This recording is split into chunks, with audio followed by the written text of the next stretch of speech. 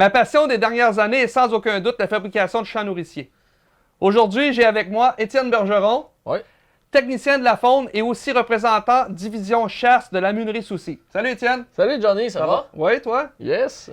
Étienne, explique-moi pourquoi l'importance de faire un champ nourricier, parce qu'on se cachera pas, c'est quand même beaucoup d'ouvrages que juste mettre un tas de pommes et un tas de carottes. C'est sûr, c'est sûr. L'importance de ton champ nourricier, c'est que tu vas aller chercher, t'améliores de un la qualité de ton habitat. De deux aussi, c'est des endroits qui sont pas stressés. Ça va donner des endroits naturels pour le chevreuil. Fait que tu diminues beaucoup le stress. C'est des plantes, ça va être naturel. Puis aussi, c'est qu'on travaille avec des plantes qui sont très riches en nutriments, en protéines, etc. Fait que oui, tu augmentes la qualité de l'habitat, mais tu augmentes aussi la qualité de la nourriture pour ton chevreuil. OK. C'est-tu accessible pour tout le monde, faire un champ nourricier? N'importe qui est capable de faire ça? C'est accessible pour tout le monde, mais il y a une chose qu'il faut savoir, il faut mettre du temps. Il faut mettre un peu d'huile de bras. T'sais, c'est quand même un ouvrage, c'est du temps, puis il y a un certain investissement. Parce que veux pas, en forêt, tu as 95% des chances que ton sol soit acide et relativement pauvre. Fait qu'il va falloir que tu mettes de la chaux, de l'engrais pour balancer ça.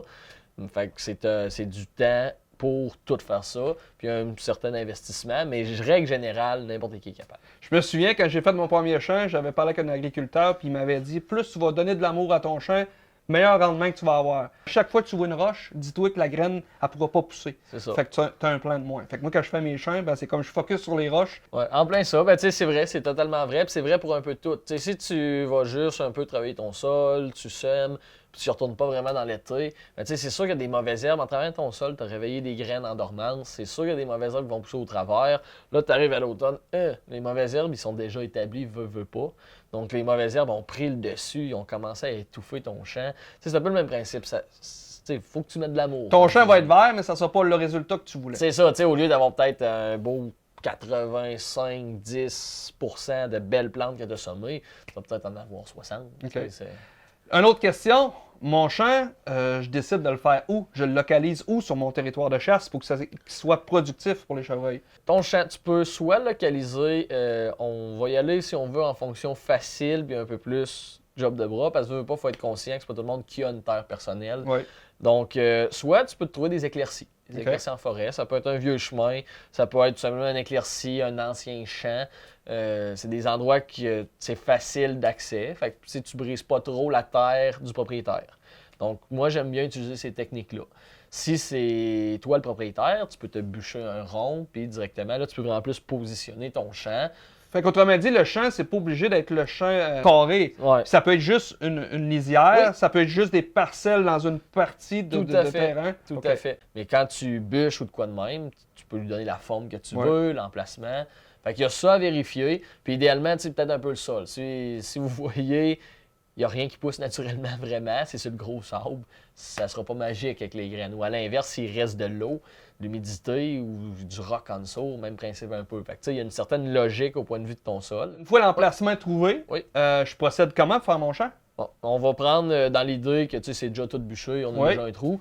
Première des affaires, au printemps, vous pouvez déjà commencer à travailler votre sol. Vous pouvez attendre que le sol aille sécher un peu, parce que pas que la neige c'est un peu plus long avant que ça sèche. Donc, vous travaillez votre sol, soit avec des herses. Moi, je fais tout au VTT. Fait que, c'est pas tout le monde qui a des tracteurs, de la machinerie. Vous pouvez regarder des fois des vieilles herses sur l'EPAC. Il s'en vend aussi des fois.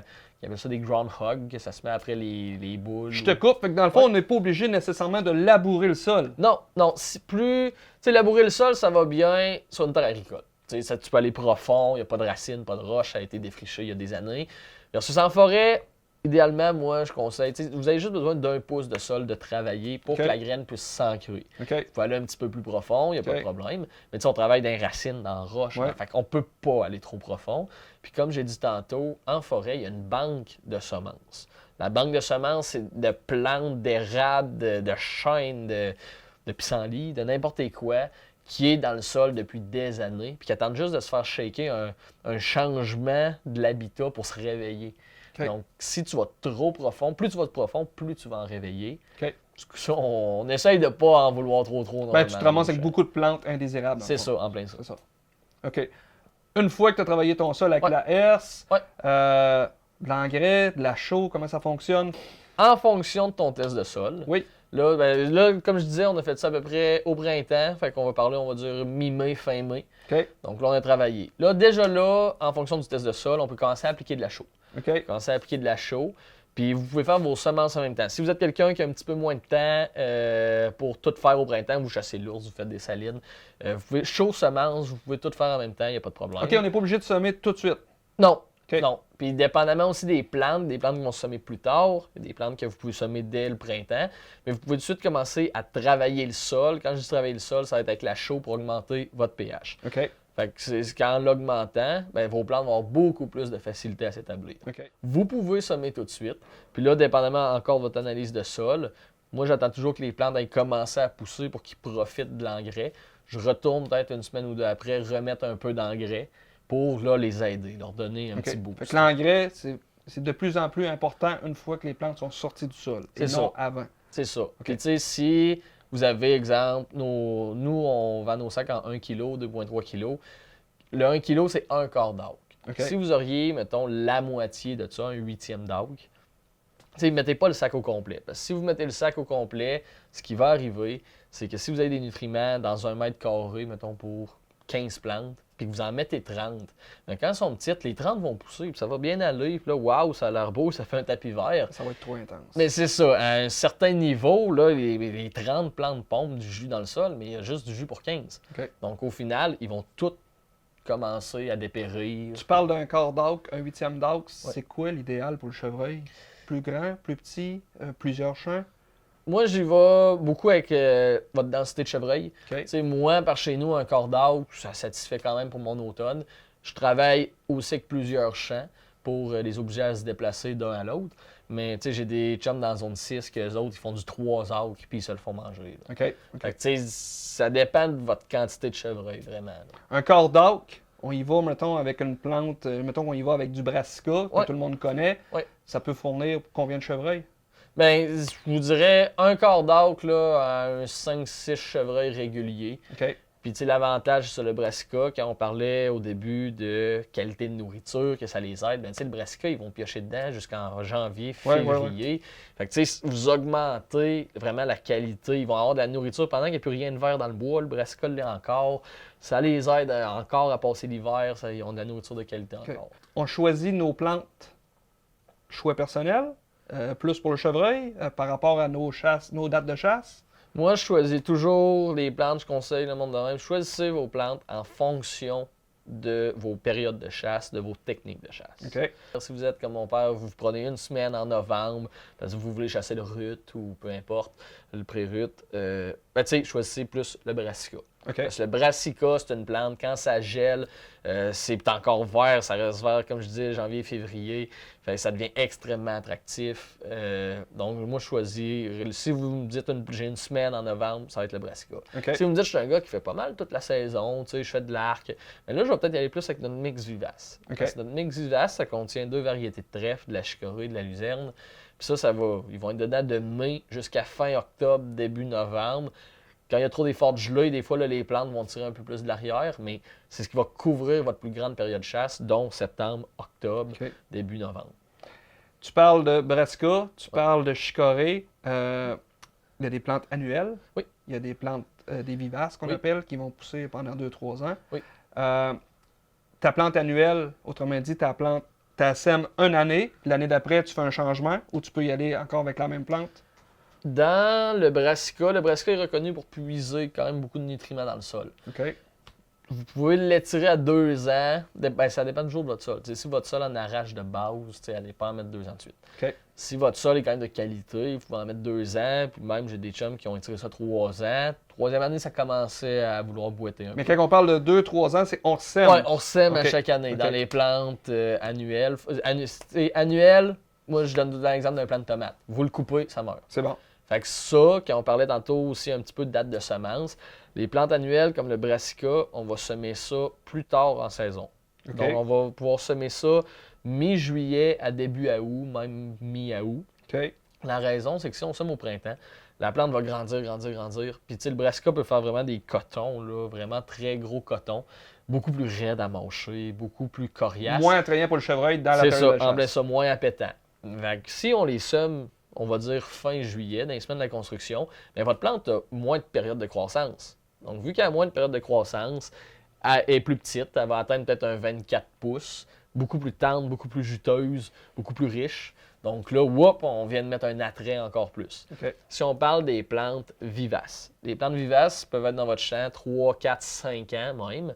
Ça, c'est des plantes qu'à chaque année, ça va repousser tout seul. Fait qu'on parle trèfle, chicorée, luzerne, c'est pas mal les gros noms. Ça, on peut les couper. C'est comme un peu de la pelouse. Fait qu'on les coupe, ça repousse comme un champ de cultivateur. 2 à 3 coupes par été? Ouais, 2 à 3 coupes. Les coupes aident le contrôle de la mauvaise herbe, qu'on parlait tantôt. Fait que quand on disait de mettre, plus tu mets de temps, mieux c'est. Ouais. Fait que, tu sais, en coupant, ben, toutes les mauvaises herbes, il existe aussi des mauvaises herbes vivaces et annuelles. Quand tu coupes, t'enlèves ou tu laisses comme pourrir par-dessus?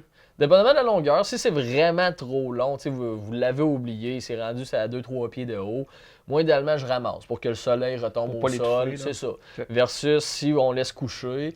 Si c'est pas trop long, j'ai encore là, j'ai des amis qui le font au tracteur à gazon. OK. Les autres, aussitôt que ça a à peu près un pied, ils lèvent le couteau au plus haut, comme ça, là, ça déchiquette. En plus, ça y fait un engrais vert. C'est ça, ouais.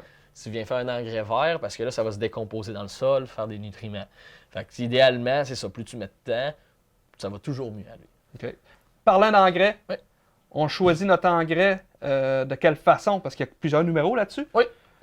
Mais ça va être en fonction du test de sol du début. OK. Le test de sol, d'où l'importance. C'est négligez pas le test de sol, c'est la base. Vous savez ce qu'il y a dans le sol. Sinon, c'est un peu jouer à l'apprenti sorcier. Vous faites un peu du n'importe quoi, puis vous savez pas si ça va donner du résultat. Donc, c'est ça, ça va être en fonction du test de sol. Les 3 chiffres, c'est azote, phosphore, potassium. OK. Dépendamment du chiffre, dépendant de votre sol, il y a des chiffres qui vont être augmentés, diminués. Puis il y a aussi les engrais verts. Les engrais verts, ça travaille votre sol, ça fait une matière organique. Ça l'agit moins rapidement, mais sur le long terme, vous êtes gagnant. OK. Étienne, Oui. l'année prochaine, je fais un champ. C'est ma première fois, j'ai jamais fait ça de ma vie. Yes. OK? Je veux prendre une plante que je veux avoir un minimum de résultats pour m'encourager à continuer. Oui. Tu choisis quelle plante? Moi, je choisirais, si on y va dans des plantes individuelles, je dirais que le trèfle. Mais vu qu'on a un mix vivace, j'irais avec ça. Je dirais que le mix vivace, parce qu'il contient une bonne partie de trèfle, luzerne, chicorée. Luzerne plus sensible, elle poussera peut-être pas où va avoir de la misère, mais votre trèfle va pousser votre chicorée aussi. Pourquoi? C'est des plantes quand même très faciles à établir, puis avec quand même des bons ranges de pH. OK. Fait que quand même que votre sol n'est pas trop yaube, ça devrait réussir. Le trèfle, en plus, redonne de l'azote au sol. On parlait un petit peu d'engrais vert. Le trèfle va redonner de l'azote au sol. Fait que le trèfle s'établit, enrichit tranquillement votre sol aussi. Donc, c'est quand même... moi, je dirais que le mix vivace, ça pousse quand même très, très bien. Puis dans une brochette de pH très large. On résume. Vous faites un champ nourricier. Première chose, test du sol, le pH, extrêmement important. Étienne est revenu souvent sur ce sujet. Deuxième affaire, on donne beaucoup d'amour à notre champ.